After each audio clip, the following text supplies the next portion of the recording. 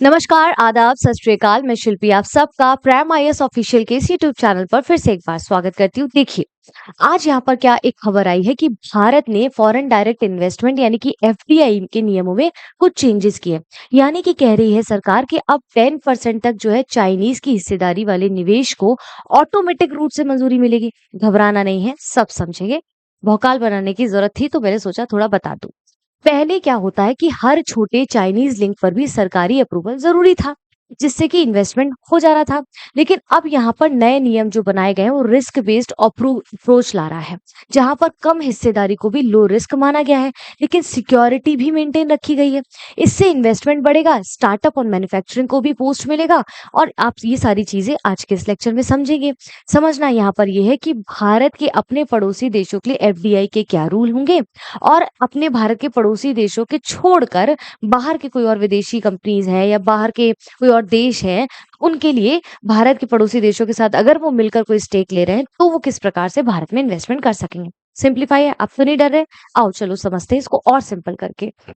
अब समझो, यहाँ पर ध्यान देना। भारत सरकार ने फेमा यानी कि फॉरेन एक्सचेंज मैनेजमेंट एक्ट के अंतर्गत एक महत्वपूर्ण अमेंडमेंट किया है।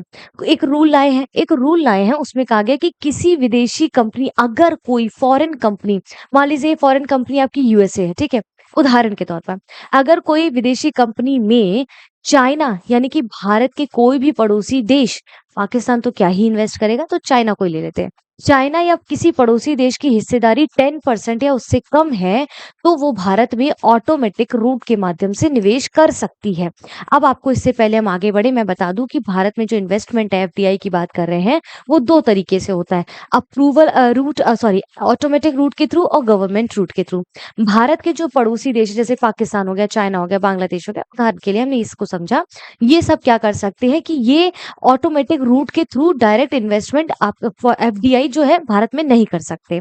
ठीक है, ये पहला रूल है। दूसरा रूल है कि मान लीजिए कोई यूएसए की कंपनी है, यूएसए है, मान लीजिए वो 1,000 रुपए भारत में इन्वेस्ट करना चाहता है, ठीक है। अब इसके पास 10% का स्टेक जो है चाइना का है। चाइना ही क्यों मैंने बोला, क्योंकि भारत के पड़ोसी देशों का अगर कोई स्टेक किसी कंपनी में है तो चाइना ये भी कर सकता है, क्योंकि आपको लगता ही नहीं है, लगता होगा, मतलब मुझे तो नहीं लगता कि पाकिस्तान कर पाएगा। तो कहने की बात है कि 1,000 रुपए में मान लीजिए 10% चाइना का स्टेक है, तो इसका कितना हुआ, मतलब 100 रुपए यहाँ पर चाइना का लगा हुआ है। यूएसए जो इन्वेस्ट कर रहा है, ये पैसा जो यूएसए भारत में इन्वेस्ट कर रहा है, उसमें चाइना का 100 रुपए लगा हुआ है। तो अगर मात्र भारत के किसी पड़ोसी देश का किसी व्यापारी विदेशी कंपनी में 10% स्टेक है, तब तो वो जो है यहाँ पर ऑटोमेटिक रूट से भारत में इन्वेस्टमेंट कर सकता है। लेकिन जैसे ही 10% प्लस यानी कि ऊपर जाता है परसेंटेज, अगर भारत के किसी पड़ोसी देश का किसी विदेशी कंपनी में स्टेक 10% से ज्यादा है, 1% भी अगर बढ़ गया ना, तो भी आपको जो है गवर्नमेंट रूट से यहाँ पर इन्वेस्टमेंट एफडीआई में करना पड़ेगा भारत में। समझ आ गया? इससे ज्यादा सिंप्लीफाई करने की आवश्यकता नहीं पड़ेगी। ठीक है। इसका क्या मतलब है, वही कह रहे हैं कि ऐसे मामले सरकारी अनुमति की आवश्यकता नहीं होगी। ठीक है, जहां पर 10% तक का अगर स्टेक है हमारे किसी पड़ोसी देश का किसी बाहरी कंपनी में, विदेशी कंपनी में, तो हम तो जो है उसको ऑटोमेटिक रूट के माध्यम से इन्वेस्टमेंट करने करने को दे सकते हैं। ठीक है, इन्वेस्टमेंट दे सकते हैं। अब इसके बाद यहाँ देखिए, ऐसे मामले में क्या होगा कि सरकार की जो अनुमति वो जरूरी नहीं होती है, बट इन्वेस्टमेंट की जो प्रोसेस है वो तेज और सरल हो जाएगा। यहाँ पर क्या होगा, इन्वेस्टमेंट का जो प्रोसेस है तेज और सरल हो जाएगा। बट ऑब्वियस सी बात है, जब आप चीजों को कॉम्प्लिकेट नहीं करेंगे और एक्सप्लोर करने का मौका देंगे तो इन्वेस्टमेंट तो बढ़ेगा ही। ठीक है, ये सुविधा तभी मिलेगी, शर्त ये है, ये पूरी सुविधा आपको तभी मिलेगी जब कोई विदेशी हिस्सेदारी न्यूनतम हो और नियंत्रण ना रखती हो। इसका मतलब ये न्यूनतम हो, यानी कि मान लीजिए यूएसए अगर भारत में 1,000 रुपए इन्वेस्ट कर रहा है और 10% मात्र चाइना या भारत के अन्य पड़ोसी देशों का उसमें स्टेक है, तभी उसको ये परमिशन है कि वो ऑटोमेटिक जो है रूट के थ्रू यहाँ पर इन्वेस्टमेंट कर सकता है।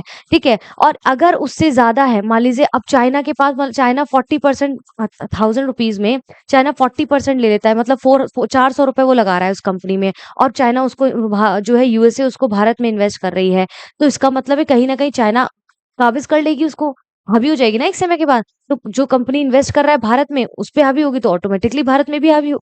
तो कहने का मतलब है कंट्रोलिंग ना हो, न्यूनतम 10% हो। स्पष्ट है?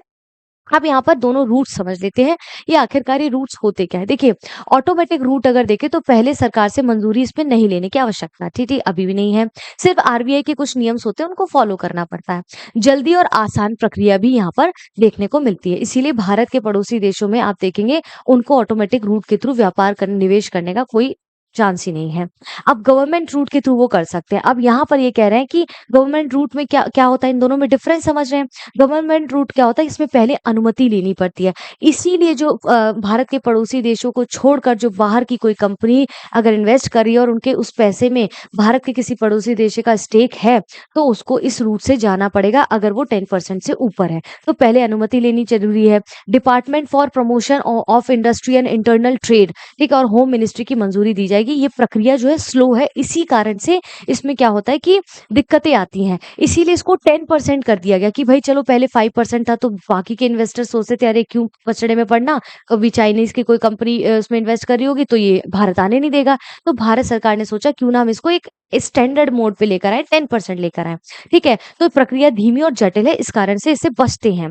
अब इसमें नए चेंजेस क्या हैं कि अब कई इन्वेस्टर्स को गवर्नमेंट रूट से हटाकर ऑटोमेटिक रूट में लाया जा रहा है। कहने का मतलब है कि अब पहले 5% में था तो दिक्कत होती थी कि भाई इसमें भी होने में दिक्कतें आती थी, तो उन्होंने कहा कि ठीक है भाई, ऑटोमेटिक रूट में लाया जा रहा है जिससे निवेश करना आसान होगा। अब मान लीजिए यहाँ पर जो 5% पे इन्वेस्टमेंट था तो नहीं करते थे वो लोग कि भाई इतने कम में है, दिक्कत होगी, फलाना ये सारी चीज़ें। तो उन्होंने कहा चलो भाई हम 10% कर रहे हैं, क्यों बचना चाहते हैं? आप खुद समझो ना, कॉमन सेंस यूज़ करो।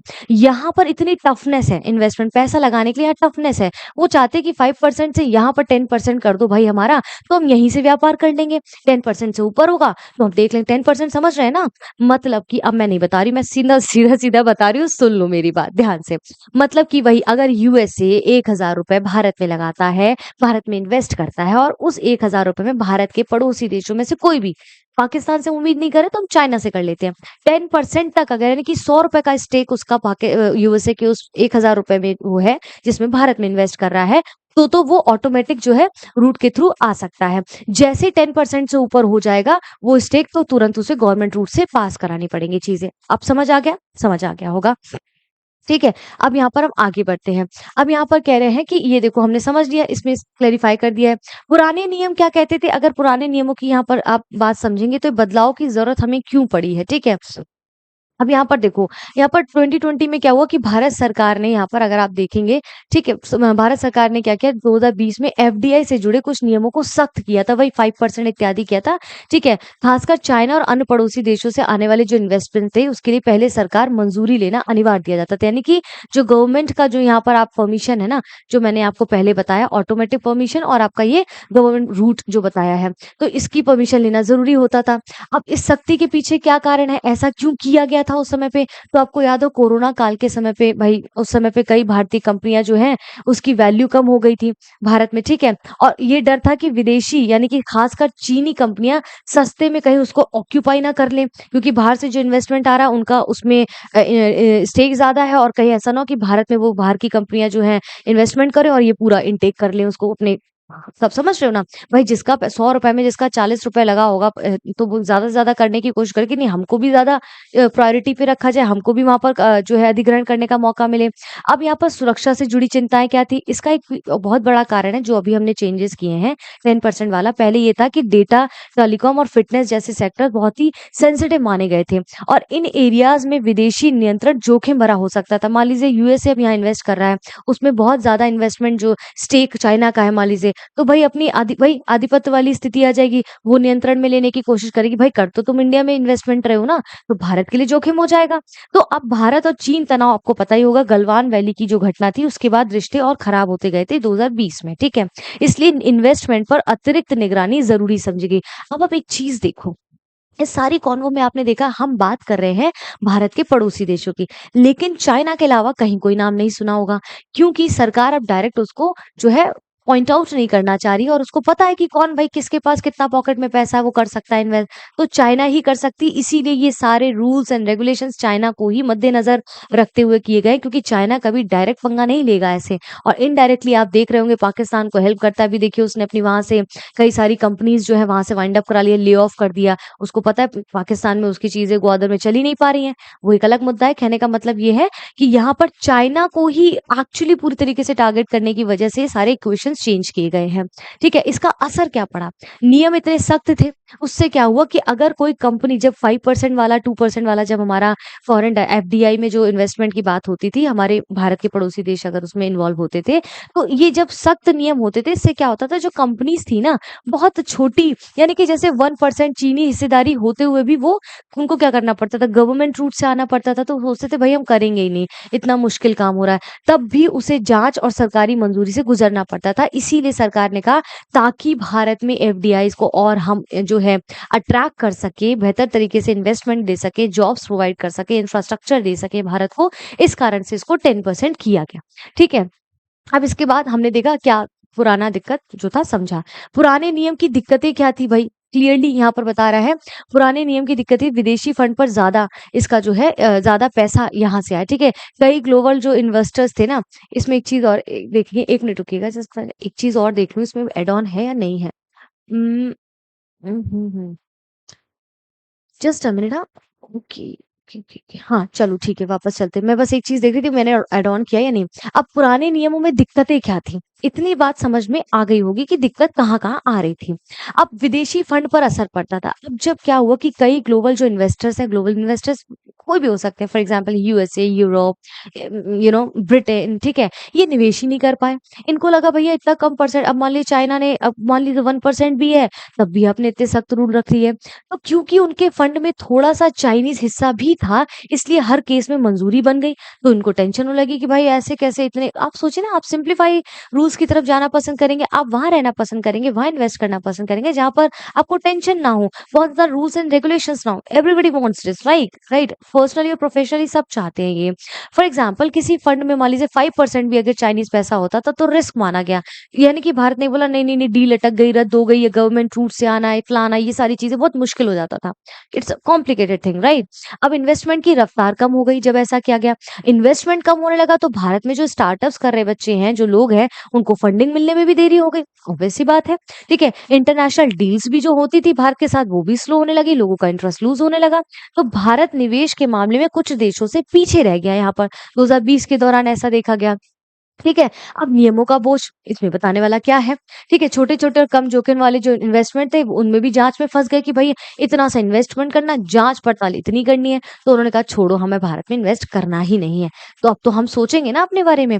अब नए नियम आए, अब नए नियम आए तो नए नियमों ने नया बदलाव लाया। जैसे पहले जहां पर सभी पर एक जैसा रूल, स्ट्रिक्ट रूल होता था, अब जो लिमिट है उसके अब बेसिस पर फैसला होगा। ठीक है, यानी कि थेयर होल्ड्स के बेसिस पर अब यहाँ पर फैसला होगा। ऐसा नहीं है कि आपने कितना भी लगा दिया उस हिसाब से सबके लिए सेम, नहीं।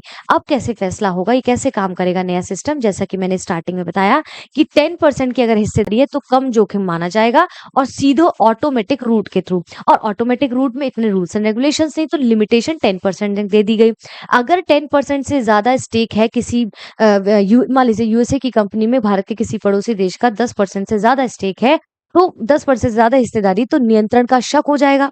भाई ऑब्वियस सी बात है, सरकारी जांच भी जरूरी होगी जब इस तरह की चीजें, कि भाई आप इतना बड़ा स्टेक उसको दे रहे हैं, हम भी तो देखिए हमारे पड़ोसी देश ऐसा क्या कर रहे हैं, जो हमारे देश में आके आप इन्वेस्ट कर रहे हो उसका इन्वॉल्वमेंट इनडायरेक्ट तो नहीं है। समझ गए आप? तो बेनिफिशियल ऑनर क्या होता है यहाँ पर वो समझना जरूरी है।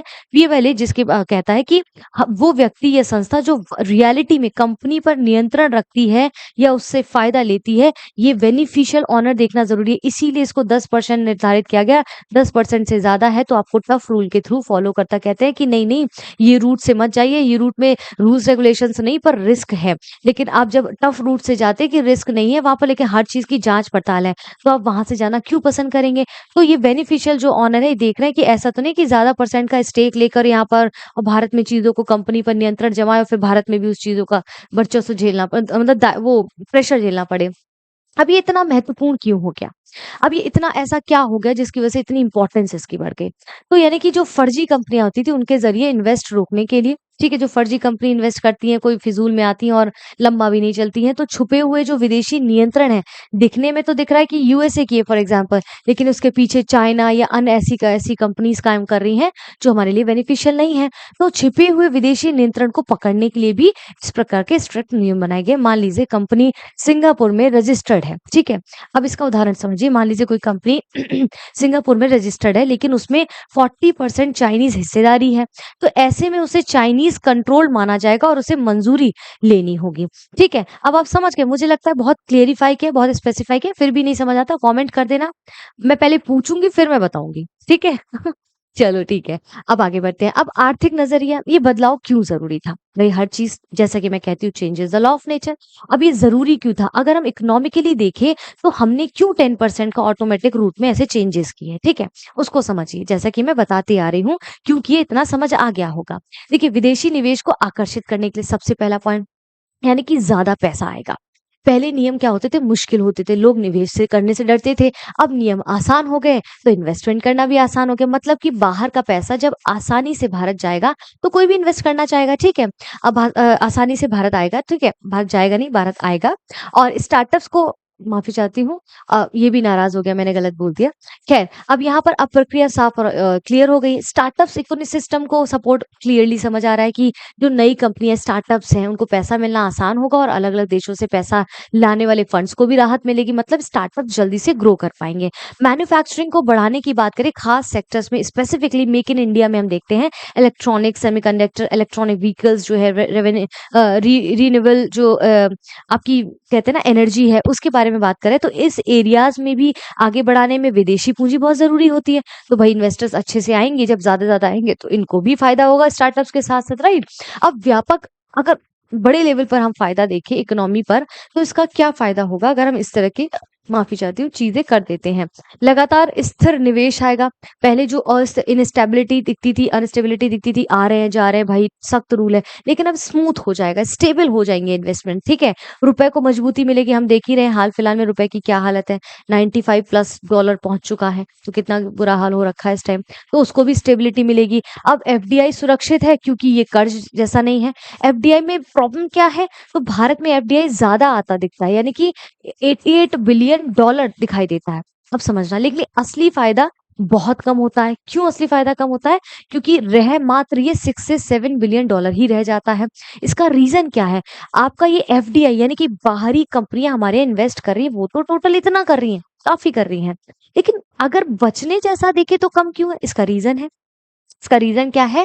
क्योंकि यहाँ पर देखेंगे, क्योंकि जो पैसा आ रहा है ना भारत में, उसका कुछ हिस्सा वापस चला जाता है, जिसको हम कहते हैं नेट एफडीआई।